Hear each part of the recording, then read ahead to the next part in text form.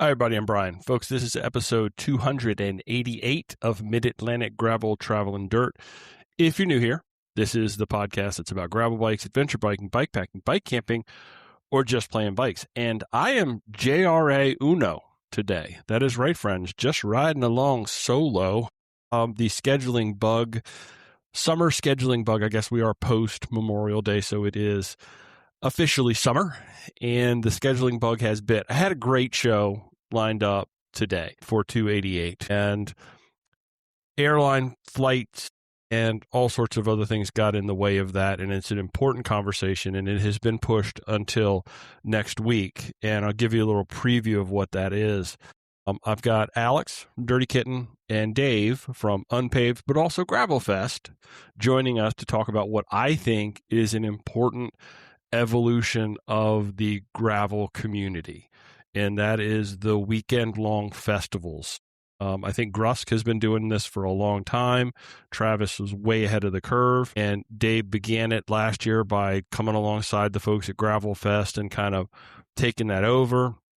And I know that this is something that Alex was involved in. Alex and Chris, I believe, were both involved with Gravel Fest last year, and they have taken that and have now, and wonderfully so, sort of evolved the Dirty Kitten gravel race, which was sort of a weekend thing anyway. Most folks were coming in and kind of around for that whole window of time, but they've turned that into an official festival environment. And I'm really excited about that. It's an important conversation, and I think one that everybody wants to tune into. And Dave had a little bit of a scheduling hiccup with an air flight, and he was not going to be able to join us. And Alex and I both decided that this was an important enough conversation that we really wanted Dave to be there to sort of bring that full circle for what's happening in the Mid-Atlantic and how that's all coming together. And so we've pushed that until next week. So this week's episode is a little bit late, and I'm just going to ramble on a little bit, and I'm going to vent a little bit about my ride this morning as well. But I'm excited about that for next week. And last week, I tried to push the envelope a little bit last week with you folks, and I'm going to be honest, I overreached a little bit. Joey graciously offered to come over and help me here at the house with a couple of the more difficult pieces of the build on my Marin, which, if you don't know, the folks over at GTD After Hours know all about this. I was in the process over the last couple of weeks of collecting parts and building a hardtail bikepacking rig, one that is designed to take on, yes, the Mon Forest. That's really got me inspired and really kind of lit the fire for me to build something that was a little bit beefier than the Otso. The Otso's a great gravel bike. It's a great all-road bike. The titanium is very forgiving, but it does have an electronic shifting component group, and it is limited in tire size. So it never really has handled single track, and anytime things got a little rougher, the Otso kind of didn't want to go there. So I really felt like it was the time to build up a proper hardtail bikepacking rig. And that's what I've been about. And so last week, Joey came over to the house to help me with the routing of the cables and the seating of the front fork and making sure that all got cut correctly and put together right. And I'm a firm believer when a man who is very, very talented and is a professional and is an artist in his field says, let me help you with that, you just take a step back and you watch. But I had this unique opportunity where we were going to sort of be working on a bike together. And it really was reminiscent of, how Joey and I met in the shop and how we would, I'd go into the shop and he'd be working on bikes and we'd sit there for a little while and chat while he was wrenching away or helping something else going on around the shop. And it felt very reminiscent of that to me. So I thought, what a fun opportunity to mic that up and record that conversation and give everybody sort of an old school taste of the genesis or the beginnings of this podcast. And I overreached and maybe used wrong tech in the wrong ways. It was something I tried to do differently. I was also in my barn, which doesn't have the best Wi-Fi, so I had a lot of dropouts and breaks in the conversation. I might go back at some point and try to pull some clips out of that and salvage some of it. But we had so many points where the connections failed and things dropped and it just didn't work. And it wasn't that I wanted to of course, I don't want to release something that is subpar, but I think it was going to be rough around the edges anyways, because it was that kind of a thing. So I wasn't so much worried about that, but it just really didn't flow in what I looked at. So decided that was a week that we were just going to say, well, we tried something unique and something different and it didn't happen and it didn't work. And so be it. You've heard me mention here a couple of times, GTD After Hours. If you're not familiar with what that is our GTD After Hours is our Discord server. You can subscribe to that, and that is the best way to support the podcast. In fact, it is soon to be the only way. We've sold merch, we've sold t-shirts, we've sold stickers, and I still might do that a little bit, but it's becoming a drain on resources with regards to the Shopify storefront. We're not selling enough through there to really justify keeping the payments for that storefront open, because even when an order comes in, the vast majority of that, only a few dollars actually come over to the podcast. A lot of that is eaten up in Shopify fees, credit card fees, cost of goods sold, all of those things that come into play. And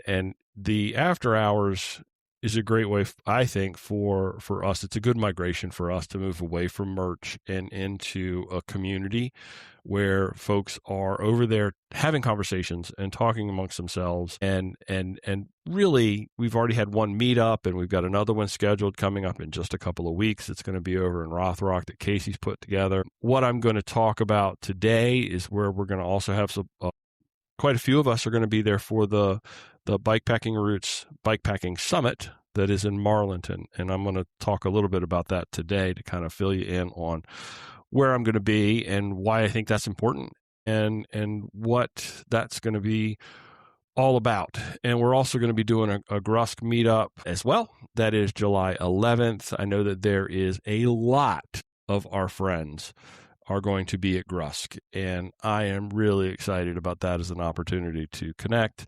Not only that, but the meetup that Casey has put together in Rothrock. And if you want to find out more about that, you can go to the website. It's graveltraveldirt.com. Big, can't miss it, GTD After Hours splashy logo, which is all neon-y, and a big link with a button, and you can click that and pop over there, and it's just $5 a month, and you have access to a wealth of information and a great community of folks that are talking about bikes, and it's vetted. So I feel like the last 6 or 8 weeks, we have talked nonstop about the Mon Forest and the new route network that has taken place there. So you may want to skip this episode if you don't want to hear more about that. But I think it's important. I think it's a place that is special.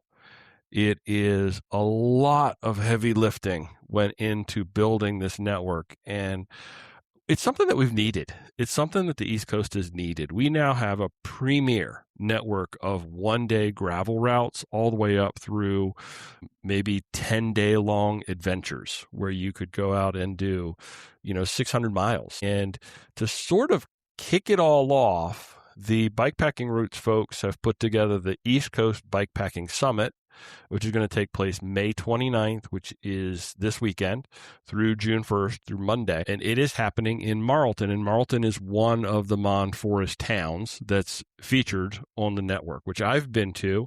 And if you've ridden the Greenbrier, you've ridden through Marlton, and you're probably familiar with it as well. But we've got, there are 12 I would call them historic mountain towns that spread all the way across 8 different West Virginia counties.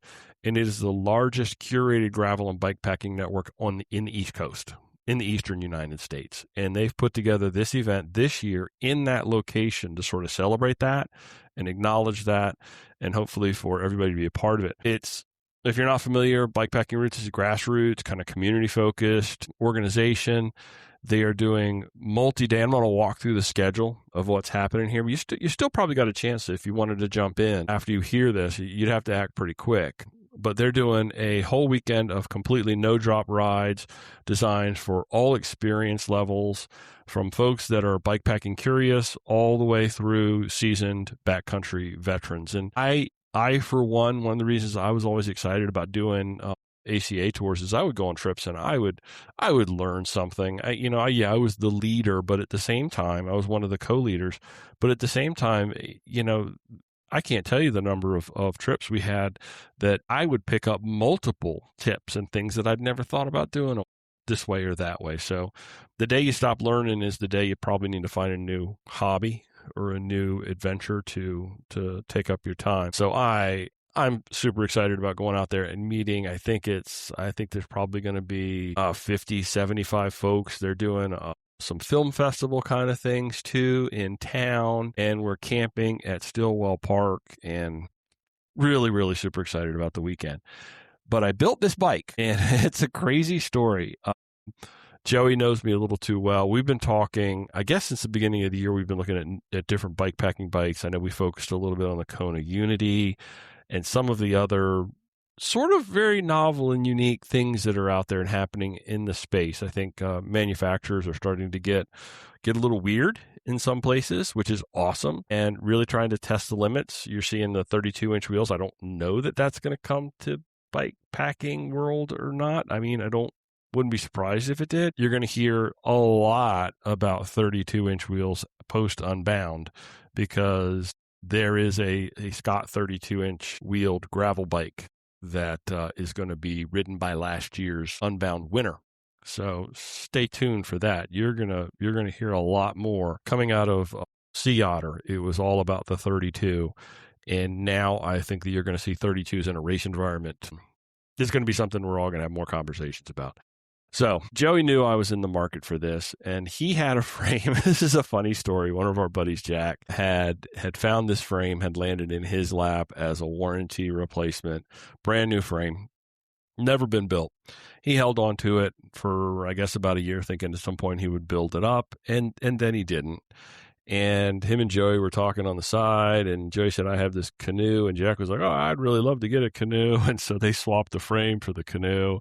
And then Joey had plans to build this up as sort of a single speed hardtail for a while, and that never happened. And he's super busy, and he knew I was looking. So he said, hey, if you're interested in this frame, I'll give you a good deal on it. And he did. He gave me a great deal on it. It is a 2024 Team Marin 2. It's an alloy frame, and these are the components. Now, Joey did me a solid. He went out and found, he gave me a lot of advice on how to build the bike, on the things to put into it. There's some things that I did that he was not on board with. There's some things that he did that I was always on board with. So I didn't know much better. But he found all the parts and sourced the parts on eBay, sent me links, and it was incredibly helpful, and I wouldn't have been able to do it without him. So it's an alloy frame. For the suspension, I did go with a RockShox SID Plus 120 millimeter travel front fork, and to accomplish mounting of gear onto that front fork, because as you know, a suspension fork is not going to come with braze-ons. I did jump on board the tail fin. I stay in that tail fin environment because I'm in that universe. I grabbed some of the tail fin suspension fork mounts, and those fork mounts have 3 different mounting locations. You've got one that comes straight off the side, and then you've got one on the front and one at the back at like a 45-degree angle. So you can either mount their bag system, you could just put something on the side, or you can sort of put some smaller things. And what I've decided to do with that is to mount a king cage anything cradle on the front that's going to hold some small Revelate cat bags, and then 45 to the rear, I'm going to mount some water bottle holders. So one of the things that frame doesn't have is a lot of bosses. It was built as a mountain bike. It only came with one set of bosses, and I'm going to cover those up with frame bag anyway. So water was an issue, carrying water was an issue. So this is a good solution for that.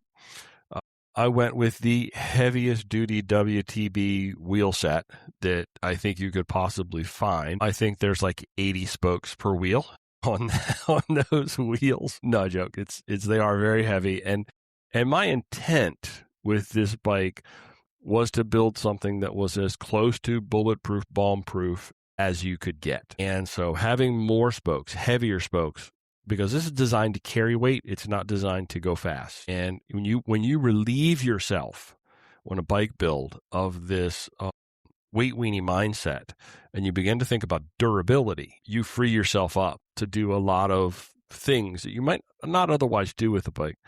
I married them with some Terravale Sparwood 2.2s, so I didn't go fully big.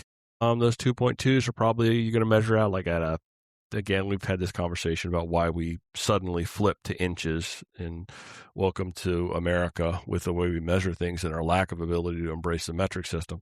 The 2.2 is probably going to measure out 55, 56, if that's helpful. Now, the only downside, the thing that I'm not really crazy about with those Sparwoods is I wanted the durables, but all they had anywhere in the universe was their light and supple. So I'm a little nervous about light and supple tires. It wasn't by design. I really wanted that Terravale. It's not a mountain bike tire. It is a bike packing tire. If I had to really put my finger on it, it is got tread, it has got knobs, but it's also got a center file, and it's big and beefy like a mountain bike tire.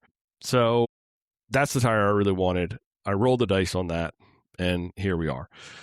For bag systems, what I've done is, since I already have heavily invested in the Tailfin universe, once you buy their racks and their bags, it's very easy to just buy a new axle. So I just bought the new axle. I got a second universal axle. And one of the things that was tricky about that, which took a little bit of time, the Marin is UDH compatible, but it's got a hanger. So I went with the Shimano SLX, very basic 1x12 mechanical SLX, and that is not UDH. So you have to use the hanger. But the hanger cone that goes on the outside of the axle on the hanger, when you've got a UDH system that's not utilizing the axle as the mounting point, and since I wanted to run that axle to put the weight of the rack onto the axle, which I'm a huge fan of, getting the weight off of the frame and all those mounting points and actually putting it on the axle makes for a much stronger solution, much more durable solution. But I had to get an oversized cover bolt, which Tailfin made and sold. So it's a little tricky. It's a lot of little bits and little pieces that you've got to kind of pay very close attention to make that work. Because, think about it, UDH is meant to hang the derailleur on the axle. And if you are actually trying to pass a support mechanism through the axle, that's not going to work. So you're kind of stuck with this kind of an environment. But it all came together beautifully, wonderfully. In fact, I even looked at, Tailfin's got a new Journeyer, I think, rack system that's an alloy based, and I've got one of their carbon Tailfin rear racks now. And if you know, those carbon Tailfin racks maybe are not as bulletproof as I would have liked them to be for this. So that may be an upgrade at some point in the future, is to actually put that rack on there. Not necessarily because I think it's the Tailfin rack that I have now, the carbon, is going to fail. It's just an improvement over a potential failure, if that makes sense. So I mentioned it, a 1x12 mechanical SLX. It's 11-51 with a 34 tooth front ring. Plenty of climbing gear, but it is mechanical, so it is a cable. It is not electronic shifting, which is one of the things, having to route those cables, which, whose great idea was it to do internal routing? I mean, come on, I'm old school. There is absolutely no reason. I was always perfectly happy with, in fact, when I got my Otso, when I talked to the folks at Otso, they were like, well, it's not, they thought it was going to be sort of a problem. They were like, it's not internal routing. And I'm like, well, I would really prefer not to have internal routing. And don't even get me started on the cables that go through the headset. Oh my God, what a nightmare. Why do we keep having to change this? But anyway, that's where the industry's at. I was just as happy. I would be just as happy if it was externally routed. But there's where we are. So they are hydraulic brakes, of course, 80 mil rotors or 180 in the front and 160 in the rear. I think that's the way they go. thought about 180 on both ends. I know Larry's a big fan of that, but just stuck with the standard on that. This is one of the things that I changed, and I've always wanted to try. For the cockpit, I went with the Surly Moloko bars. And if you're familiar with any of the alternative bars that are out there, like the Jones bars and these Molokos, it's got a hoop in the middle with some horns on the front, on the top. You can find yourself in a hand position that very, very much emulates riding the hoods of a drop bar bike. But it is a mountain bike bar with swept back hand position on the flat. You have lots of opportunity for mounting things to the front of this bike. And because it is a flat bar bike, I was able to put a Salsa front roll mount with the bag on that. So that is what is going to give me a lot of extra carrying space, which I've never really had before. I've not been able to, when bike packing a drop bar bike, you have very limited width up front unless you figure out a way to drop that very low, which just didn't work for me. And I've always had this solution. It's been sitting in the bike bag closet, and now's an opportunity to pull it out and use it, and I'm excited about that. So the Moloko bars, I did go through.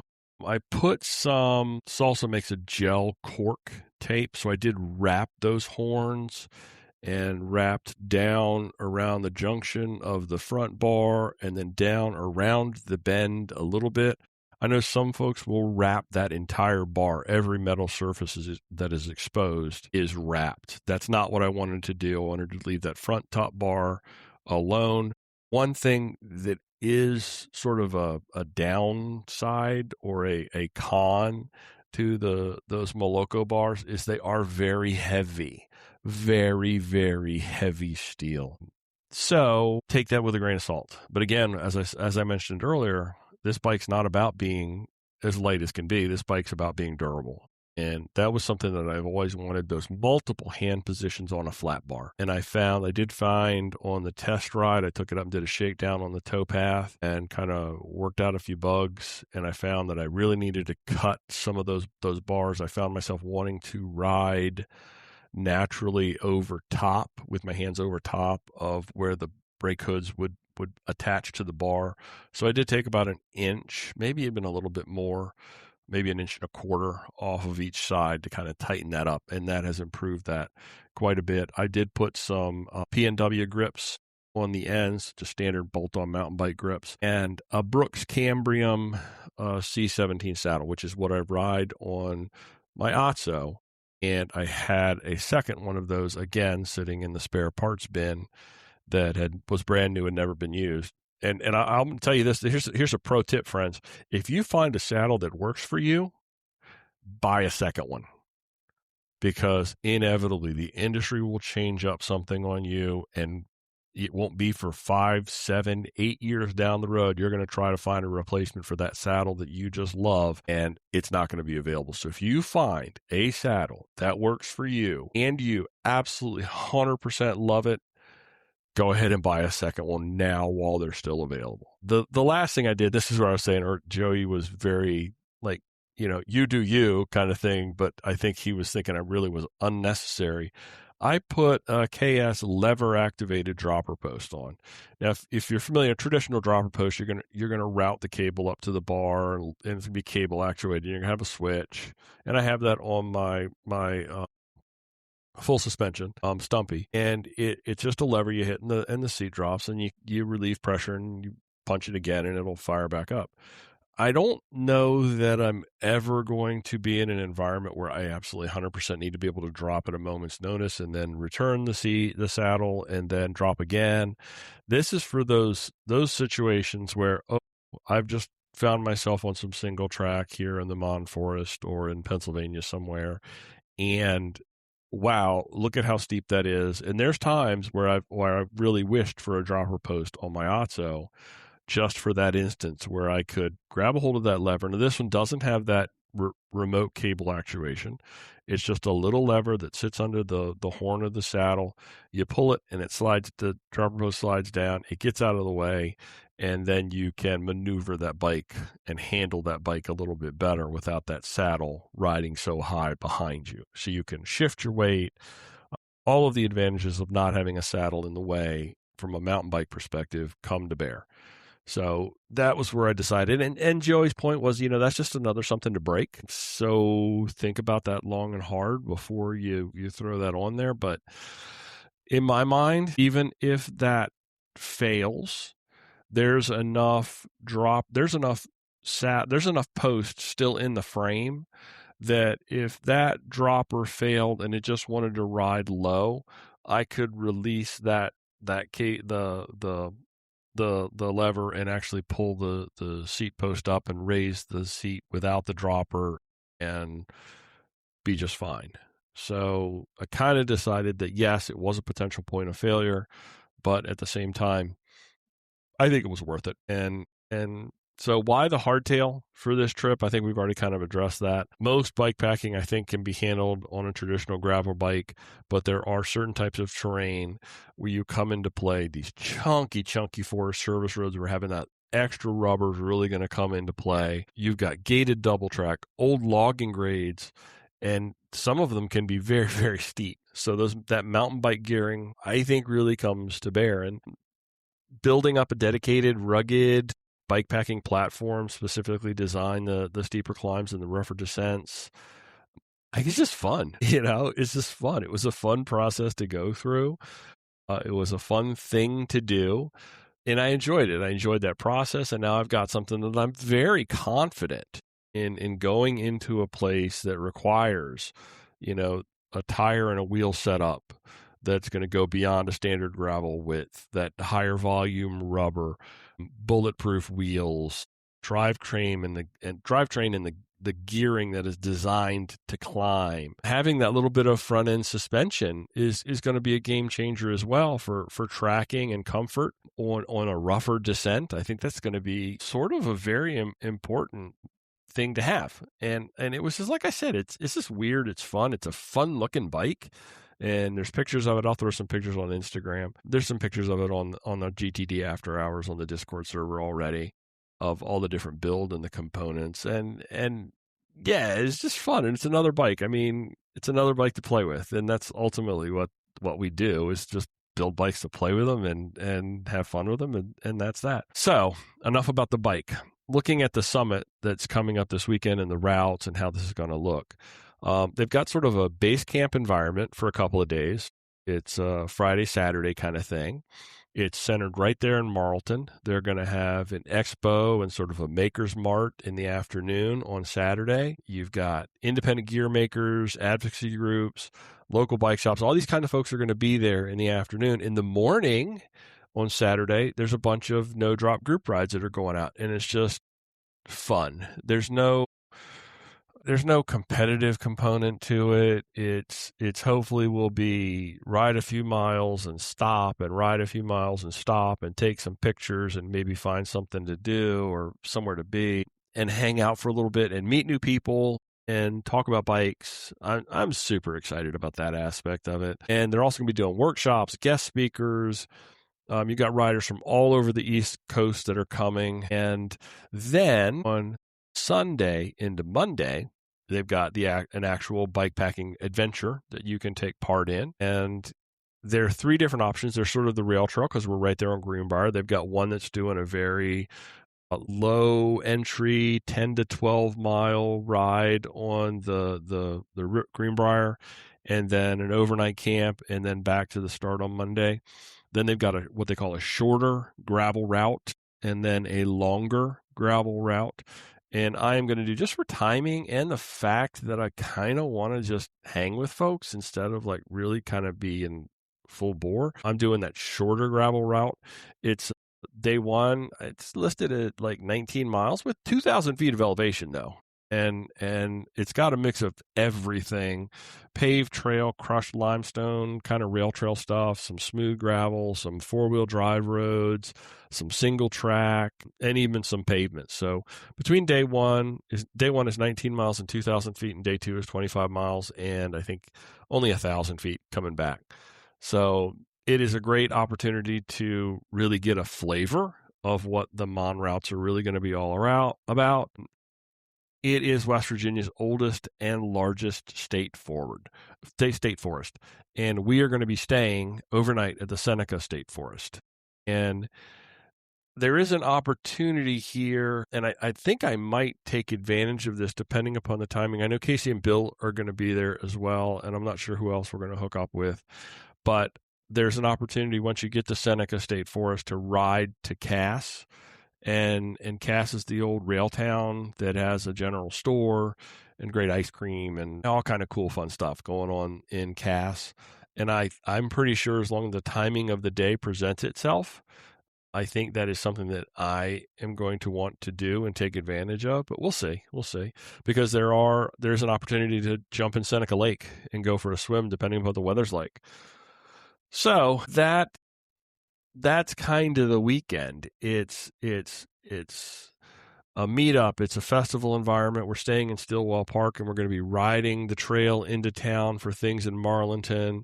They're encouraging folks. Yes, camping and camp food and all that kind of stuff is a possibility. But one of the things that this trail network is doing is joining all of these towns together. So we do want to show the towns there's an economic impact of people on bikes. And so I think they're encouraging us to go into town and go to the pizza shop or go to the deli or go to the ice cream shop or something and spend some money. And instead of eating at camp, to go do that, which I'm all about that. That's fine. That's cool. I'm very, very excited about this weekend. And I hope I'm going to come away from it with new knowledge, new friends, and just a hell of a good time. Some things that you might want to be looking forward to. I'll come back with a report on how well the Hardtail did, and I will come back and share the good, the bad, and the ugly on that front. I don't know there'll be much ugly, but I'm sure they'll be good, and I'm sure they'll be bad because I'm doing a lot of new gear things, as we all do every year. One of the new gear things that I'm trying for this trip, and we've talked about this before, shoes. Shoes is always an issue. And we had an old episode dedicated to shoes. And I have found a bikepacking shoe that works, those Cross Trail, the 510s. And I really think that's going to be the one shoe to rule them all. But there's still this thing about being at camp. And if you want to take those shoes off and let the feet air out, Z-Packs, and I saw this on an Instagram ad, Z-Packs, the maker of the Dyneema tents that are very expensive, released, this is funny, it's a Dyneema shoe with mesh on the top and Dyneema around the side and a drawstring. It's got a heel, it's not a slipper, and then it's all bolted onto, sewn into, a very solid base that's a very thin piece of polyurethane plastic. And I think you marry that up with some thick wool socks and it works. So an opportunity to get your feet out of it. So I'll let you know how that goes as well. They're really not expensive. They were like $30. And it was kind of one of those things where why would I not try that for $30 when it's one of those things that's sort of been an obsession for me is my feet, and not in that weird kind of OnlyFans kind of way, sort of in that like, I hate the bulk of carrying extra shoes when you're bikepacking. But I love the comfort of having the ability to take those shoes off and to have something that's comfortable to walk in and something that looks normal. So there's like this balance of like, I go back and forth. Maybe this is the solution. Maybe it's not. I'll let you know. I'll bring that back next week, and we'll take a few minutes, even though we're going to have Dave and Alex there to talk about festivals. But I'll give you a recap. I'll let you know. I'll give you a long-term review of the 25 minutes that I wore the shoes. Okay. I do have this or that's this week, and it's going to be weird, but you all like to play along at home, talking to your phones, talking to the car radio, So here we go. A gourmet freeze-dried meal that requires a 20-minute simmer time, or a squished up, lukewarm gas station burrito that's been in your jersey pocket for 6 hours. If I could be guaranteed that it won't make me sick because it's been in my pocket for 6 hours, I am 100% going with a squished, lukewarm gas station burrito. Even though I will be carrying freeze-dried stuff this weekend, it's work. And I would much rather pull a burrito out of a jersey pocket and chow down on that than I would. I'm not a cook, and I don't like the preparation involved with cooking, and even just heating up water and putting it in a freeze-dried packet still requires prep time. And that's what I'm opposed to. So I'm going to go with the gas station burrito. Second item, a seat pack that sways so badly it feels like a tail wagging the dog, or a backpack so heavy your lower back enters a binding contract of permanent pain. This is actually kind of stuff. I hate the backpack. I hate having, in fact, I even hate having the water, the camelbacks. I hate having something on my back. So I'm going to let that seat pack sway. I'm going to let it take me from side to side, and it'll wag so badly that people will not even want to be on the side of me because they would fear getting hit with the bag over a backpack all day long. I'm not 100% sold on that, but I do like the rack. I do like the tail fin racks. It feels like a seat pack without that issue, is what it comes down to. The tail fin racks feel like you've got a seat pack there. It's got the same room and the volume of a seat pack sitting on top of that, but you don't have that sway issue. So wear a crinkly, loud rain jacket that makes you sweat like a sauna, or a heavy, soaked-to-the-bone flannel shirt that weighs 8 pounds when wet. I hate wearing rain jackets simply because of that. It's like you get just as wet inside the jacket as you would if you just let it rain on you. Now, the only caveat would be if it's cold and rain.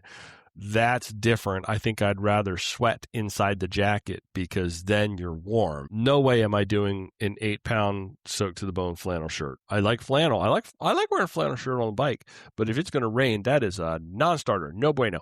Go merino, friends.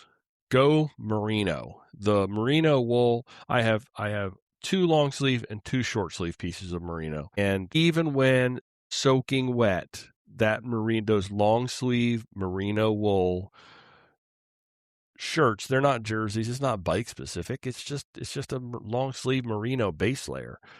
I like them a little loose. I don't like that tight fitting kind of thing. Even when they're wet, they keep you warm. You can be soaking wet and it keeps you warm. Wind, you've got to deal with that. Hike a bike for 2 miles in stiff carbon-soled shoes, or pedal 40 miles on flat pedals wearing Crocs. I did that. I tried flat pedals and I tried Crocs. I tried the Crocs that have the Velcro front and rear closures on them so that it's more like a firm fitting shoe. And it really wasn't that bad.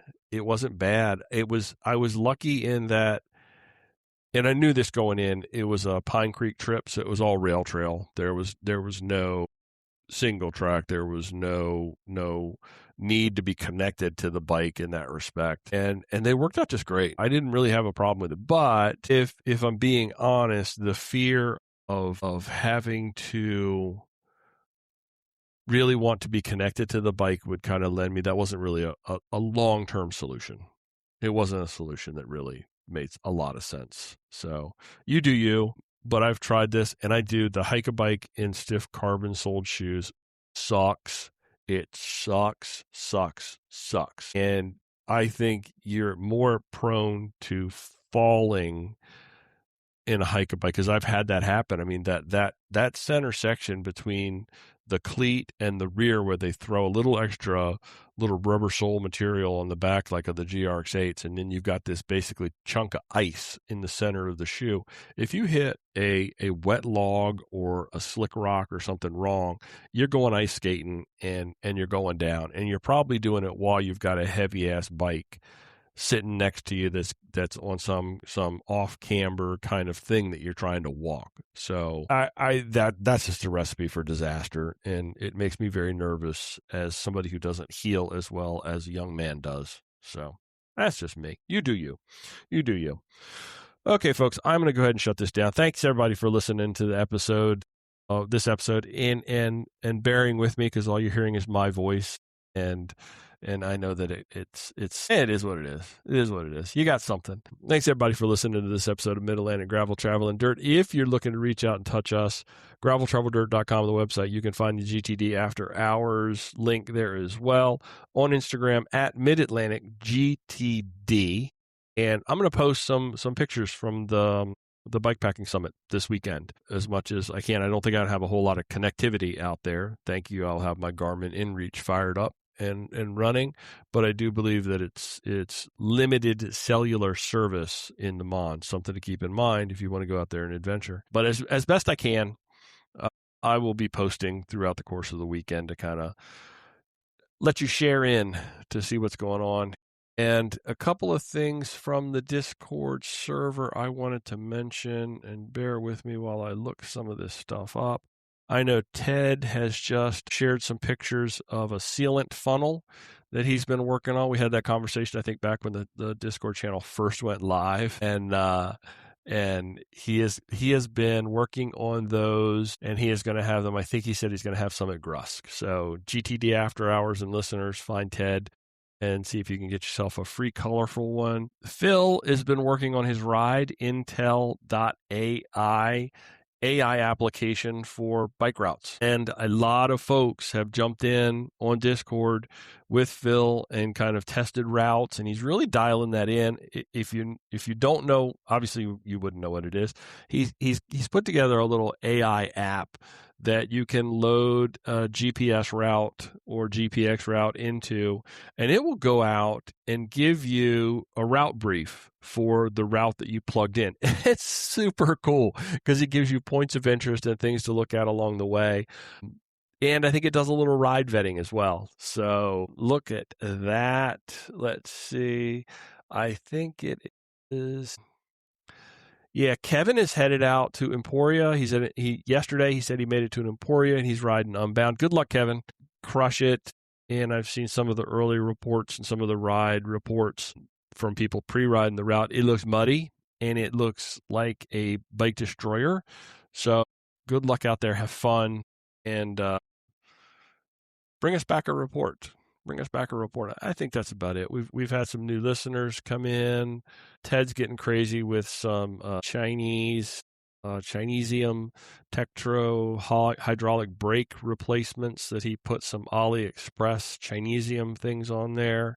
Cool discussion about new route on bikepacking.com, Steel Triangle, that's up in Pittsburgh, in that vicinity, that some folks are talking about doing. That's kind of what we got going on. We did add a birding channel. Father Dave requested a birding channel. And so far we haven't had a single bird posted in it, but there's been a lot of conversation in the birding channel, but there's been no actual birds posted. So maybe if that interests you, fly over there and hang a feeder and share some pictures of birds. Okay, folks, this episode is recorded from right here in my junk room at my house on the shores of St. Leonard Creek. Thanks for riding along. Until next time, do good, be nice, go slow, respect others. Love you, bye.